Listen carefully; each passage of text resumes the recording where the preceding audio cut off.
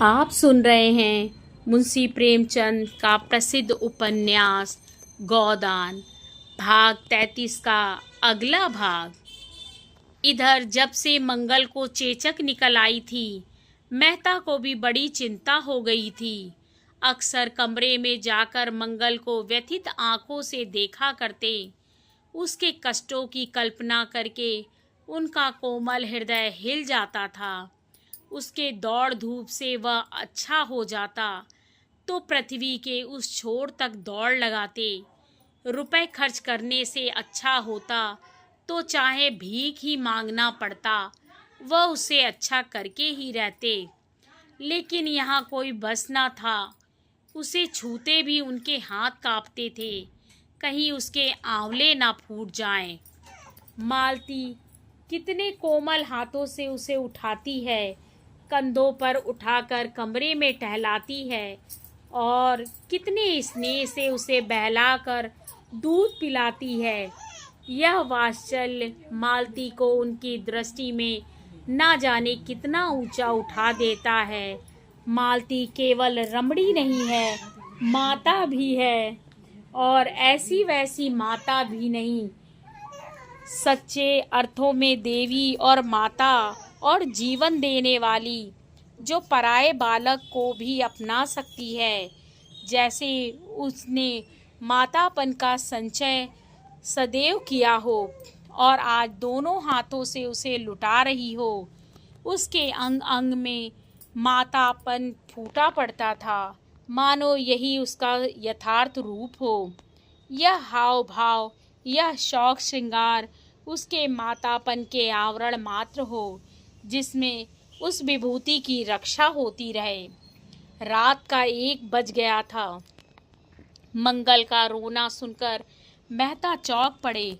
सोचा, बेचारी मालती आधी रात तक तो जागती रही होगी। इस वक्त उसे उठने में कितना कष्ट होगा। अगर द्वार खुला हो तो मैं ही बच्चे को चुप करा दूं। तुरंत उठकर उस कमरे के द्वार पर आए और शीशे से अंदर झांका। मालती बच्चे को गोद में लिए बैठी थी और बच्चा अनायास ही रो रहा था। शायद उसने कोई स्वप्न देखा था या और किसी वजह से डर गया था। मालती चुमकारती थी, थपकती थी, तस्वीरें दिखाती थी, गोद में लेकर टहलती थी, पर बच्चा चुप होने का नाम ना लेता था। मालती का यह अटूट वात्सल्य, यह अदम्य मातृ भाव देखकर उनकी आंखें सजल हो गईं। मन में ऐसा पुलक उठा कि अंदर जाकर मालती के चरणों को हृदय से लगा ले। अंतःस्थल से अनुराग में डूबे हुए शब्दों का एक समूह मचल पड़ा। प्रिय, मेरे स्वर्ग की देवी, मेरी रानी, डार्लिंग। और उसी प्रेमोन्माद में उन्होंने पुकारा, मालती, जरा द्वार खोल दो। मालती ने आकर द्वार खोल दिया और उनकी ओर जिज्ञासा की आंखों से देखा। मेहता ने पूछा, क्या झुनिया नहीं उठी? यह तो बहुत रो रहा है। मेहता ने संवेदना भरे स्वर से कहा, आज 8वां दिन है, पीड़ा अधिक होगी इसी से। तो लाओ, मैं कुछ देर टहला दूं, तुम थक गई होगी। मालती ने मुस्कुराकर कहा, तुम्हें जरा ही देर में गुस्सा आ जाएगा। बात सच थी, मगर अपनी कमजोरी को कौन स्वीकार करता है। मेहता ने जिद करके कहा, तुमने मुझे इतना हल्का समझ लिया है। मालती ने बच्चे को उनकी गोद में दे दिया। उनकी गोद में जाते ही वह एकदम चुप हो गया। बालकों में जो एक अंतर्ज्ञान होता है, उसने उसे बता दिया, अब रोने से तुम्हारा कोई फायदा नहीं। यह नया आदमी स्त्री नहीं, पुरुष है, और पुरुष गुस्सेवर होता है और निर्दयी भी होता है, और चारपाई पर लेटाकर या बाहर अंधेरे में सुलाकर दूर चला जा सकता है और किसी को पास आने भी ना देगा। मेहता ने विजय गर्व से कहा, देखा कैसा चुप कर दिया। मालती ने विनोद किया, हाँ, तुम इस कला में भी कुशल हो, कहाँ सीखी? तुमसे। मैं स्त्री हूँ और मुझ पर विश्वास नहीं किया जा सकता? मेहता ने लज्जित होकर कहा। मालती, मैं तुमसे हाथ जोड़कर कहता हूँ, मेरे उन शब्दों को भूल जाओ। इन कई महीनों में कितना पछताया हूँ, कितना लज्जित हुआ हूँ, कितना दुखी हुआ हूँ, शायद तुम इसका अंदाज ना लगा सको। मालती ने सरल भाव से कहा, मैं तो भूल गई, सच कहती हूँ। तुम कैसे विश्वास आए? उसका प्रमाण यही है कि हम दोनों एक ही घर में रहते हैं, एक साथ खाते हैं, हंसते हैं, बोलते हैं। क्या मुझे कुछ याचना करने की अनुमति ना दोगी? उन्होंने मंगल को खाट पर लिटा दिया जहां वह दुबक कर सो रहा, और मालती की ओर प्रार्थी आंखों से देखा, जैसे उसकी अनुमति पर उसका सब कुछ टिका हुआ है। मालती ने आर्द्र होकर कहा, तुम जानते हो, तुमसे ज़्यादा निकट संसार में मेरा कोई दूसरा नहीं है। मैंने बहुत दिन हुए अपने को तुम्हारे चरणों पर समर्पित कर दिया। तुम मेरे पथ प्रदर्शक हो, मेरे देवता हो, मेरे गुरु हो। तुम्हें मुझसे कुछ याचना करने की ज़रूरत नहीं, मुझे केवल संकेत कर देने की ज़रूरत है। जब तक मुझे तुम्हारे दर्शन ना हुए थे और मैंने तुम्हें पहचाना ना था, भोग और आत्म सेवा ही मेरे जीवन का इष्ट था। तुमने आकर उसे प्रेरणा दी, स्थिरता दी। मैं तुम्हारे एहसान कभी नहीं भूल सकती। मैंने नदी की तट वाली तुम्हारी बातें गांठ बांध ली। दुख यही हुआ, तुमने भी मुझे वही समझा जो कोई दूसरा पुरुष समझता, जिसकी मुझे तुमसे आशा ना थी। उसका दायित्व मेरे ऊपर है, यह मैं जानती हूँ, लेकिन तुम्हारा अमूल्य प्रेम पाकर भी मैं वही बनी रहूँगी। ऐसा समझकर तुमने मेरे साथ अन्याय किया। मैं इस समय कितने गर्व का अनुभव कर रही हूँ, यह तुम नहीं समझ सकते। तुम्हारा प्रेम और विश्वास पाकर अब मेरे लिए कुछ भी शेष नहीं रह गया। यह वरदान मेरे जीवन को सार्थक कर देने के लिए काफ़ी है। यह मेरी पूर्णता है। यह कहते कहते मालती के मन में ऐसा अनुराग उठा कि मेहता के सीने से लिपट जाए। भीतर की भावनाएं बाहर आकर मानो सत्य हो गई थीं। उसका रोम रोम पुलकित हो उठा। जिस आनंद को उसने दुर्लभ समझ रखा था, वह इतना सुलभ, इतना समीप है, और हृदय का वह आह्लाद मुख पर आकर उसे ऐसी शोभा देने लगा कि मेहता को उसमें देवत्व की आभा दिखी। यह नारी है या मंगल की, पवित्रता की और त्याग की प्रतिमा। उसी वक्त झुनिया जागकर उठ बैठी और मेहता अपने कमरे में चले गए, और फिर 2 सप्ताह तक मालती से कुछ बातचीत करने का अवसर उन्हें ना मिला। मालती कभी उनसे एकांत में ना मिलती। मालती के वह शब्द उनके हृदय में गूंजते रहते। उनमें कितनी सांत्वना थी, कितनी विनय थी, कितना नशा था। 2 सप्ताह में मंगल अच्छा हो गया। हाँ, मुंह पर चेचक के दाग ना भर सके। उस दिन मालती ने आसपास के लड़कों को भर पेट मिठाई खिलाई और जो मनौतियाँ कर रखी थीं वह भी पूरी की। इस त्याग के जीवन में कितना आनंद है, इसका अब उन्हें अनुभव हो रहा था। झुनिया और गोबर का हर्ष मानो उसके भीतर प्रतिबिंबित हो रहा था। दूसरों के कष्ट निवारण में उसने जिस सुख और उल्लास का अनुभव किया, वह कभी भोग विलास के जीवन में ना किया था। यह लालसा अब उन फूलों की भांति छीड़ हो गई थी जिसमें फल लग रहे हों। अब वह उस दर्जे से आगे निकल चुकी थी जब मनुष्य स्थूल आनंद को परम सुख मानता है। यह आनंद अब उसे तुच्छ पतन की ओर ले जाने वाला कुछ हल्का बल्कि विभत्स सा लगता था। उसे बड़े बंगले में रहने का क्या आनंद, जब उसके आसपास मिट्टी के झोपड़े मानो विलाप कर रहे हों। कार पर चढ़कर अब उसे गर्व नहीं होता। मंगल जैसे अबोध बालक ने उसके जीवन में कितना प्रकाश डाल दिया, उसके सामने सच्चे आनंद का द्वार सा खोल दिया। एक दिन मेहता के सिर में जोर का दर्द हो रहा था। वह आंखें बंद किए चारपाई पर पड़े तड़प रहे थे कि मालती ने आकर उनके सिर पर हाथ रखकर पूछा, कब से यह दर्द हो रहा है?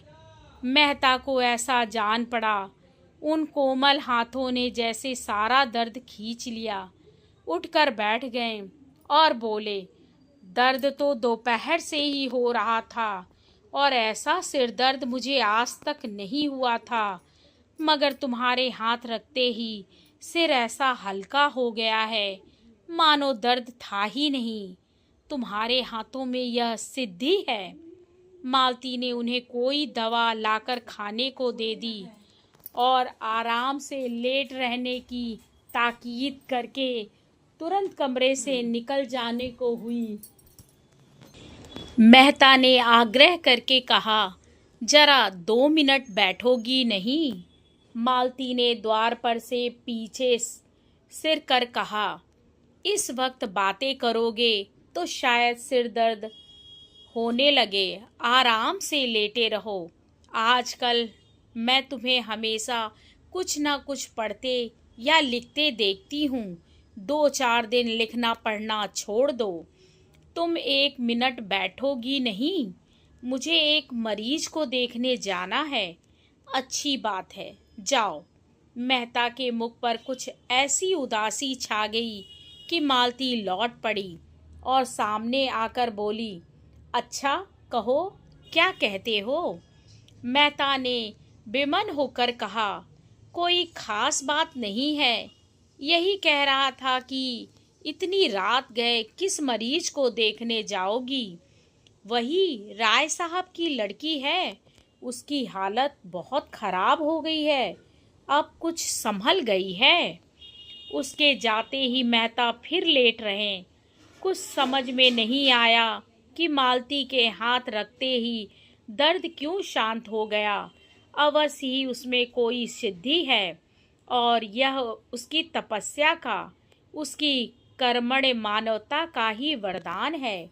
मालती तारीख के उस ऊंचे आदर्श पर पहुंच गई थी जहां वह प्रकाश के एक नक्षत्र सी नजर आती थी। अब वह प्रेम की वस्तु नहीं, श्रद्धा की वस्तु थी। अब वह दुर्लभ हो गई थी और दुर्लभता मनुष्यवी आत्माओं के लिए उद्योग का मंत्र है। मेहता प्रेम में जिस सुख की कल्पना कर रहे थे, उसे श्रद्धा ने और भी गहरा और भी स्फूर्ति बना दिया। प्रेम में कुछ मान भी होता है, कुछ ममत्व भी। श्रद्धा तो अपने को मिटा डालती है और अपने मिट जाने को ही अपना इष्ट बना लेती है।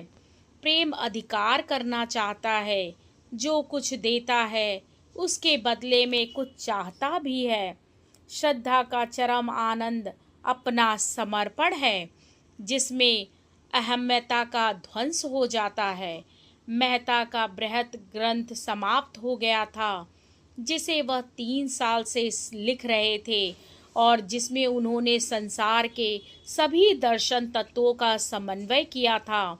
यह ग्रंथ उन्होंने मालती को समर्पित किया और जिस दिन उसकी प्रतियां इंग्लैंड से आईं और उन्होंने एक प्रति मालती को भेंट की, वह उसे अपने नाम से समर्पित देखकर विस्मित भी हुई और दुखी भी। उसने कहा, यह तुमने क्या किया? मैं तो अपने को इस योग्य नहीं समझती। मेहता ने गर्व के साथ कहा, लेकिन मैं तो समझता हूँ। यह तो कोई चीज़ नहीं। मेरे तो अगर 100 प्राण होते तो वह तुम्हारे चरणों में निछावर कर देता। मुझ पर? जिसने स्वार्थ सेवा के सिवा कुछ जाना ही नहीं। तुम्हारे त्याग का टुकड़ा भी मैं पा जाता तो मैं अपने को धन्य समझता। तुम देवी हो, पत्थर की, इतना और क्यों नहीं कहते? त्याग की, मंगल की, पवित्रता की। तब तुमने मुझे खूब समझा। मैं और त्याग, मैं तुमसे सच कहती हूँ, सेवा या त्याग का भाव कभी मेरे मन में नहीं आया। जो कुछ कहती हूँ प्रत्यक्ष या अप्रत्यक्ष स्वार्थ के लिए करती हूँ।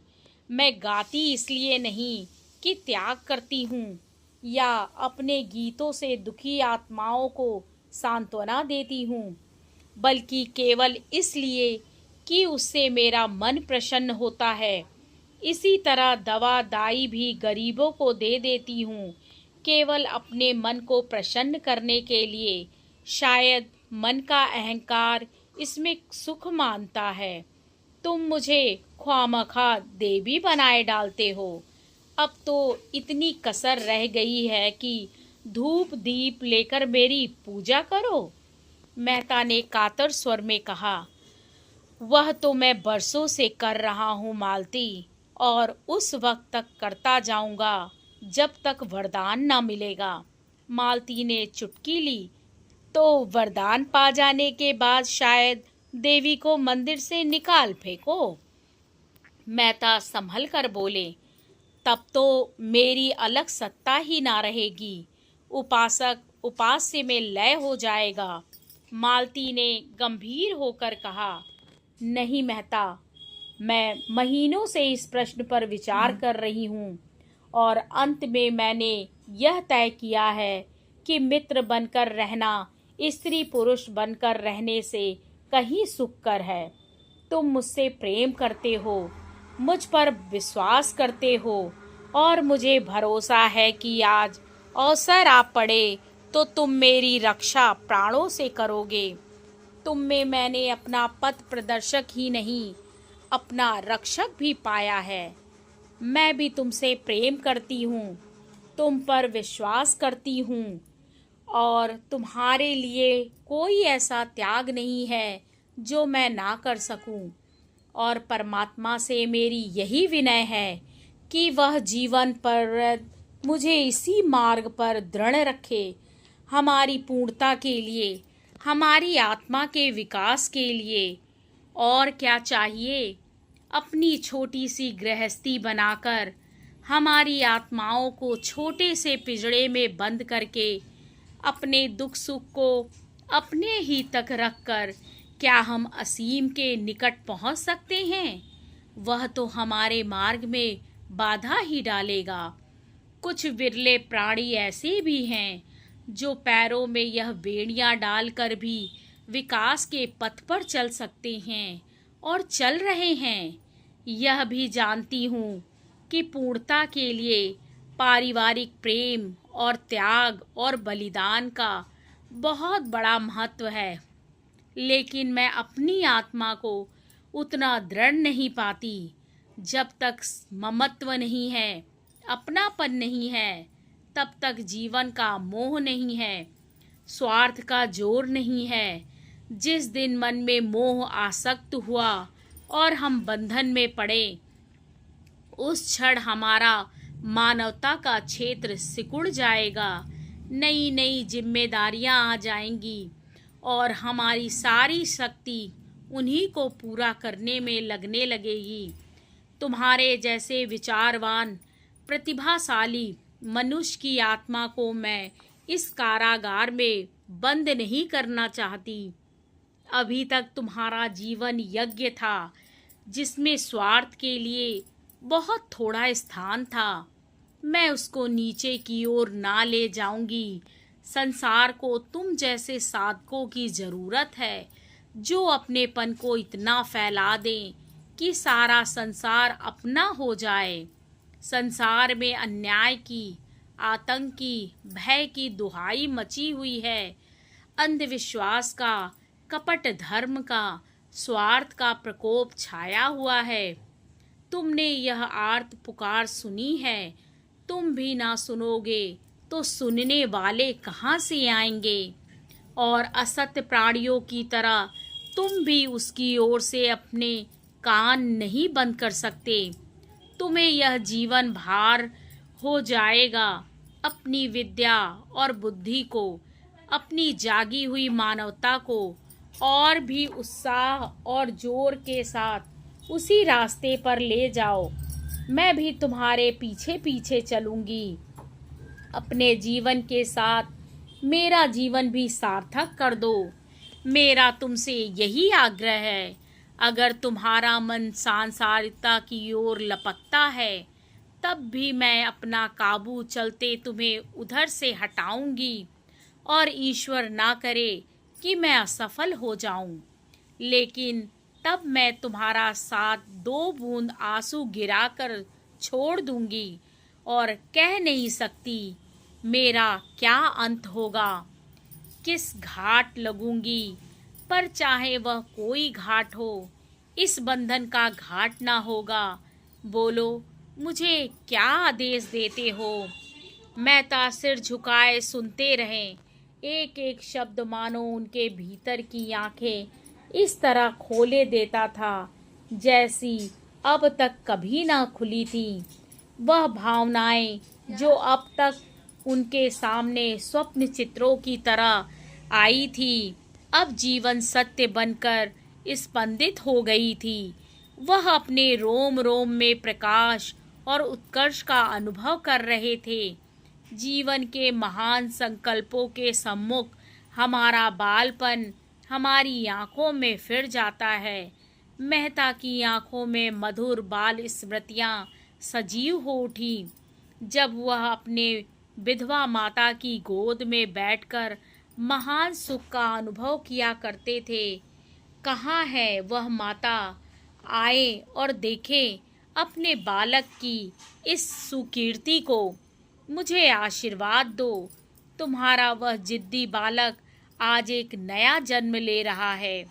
उन्होंने मालती के चरण दोनों हाथों से पकड़ लिए और कांपते हुए स्वर में बोले, तुम्हारा आदेश स्वीकार है मालती। और दोनों एकांत होकर प्रगाढ़ आलिंगन में बंध गए। दोनों की आंखों से आंसुओं की धारा बह रही थी। आगे की कहानी अगले भाग में।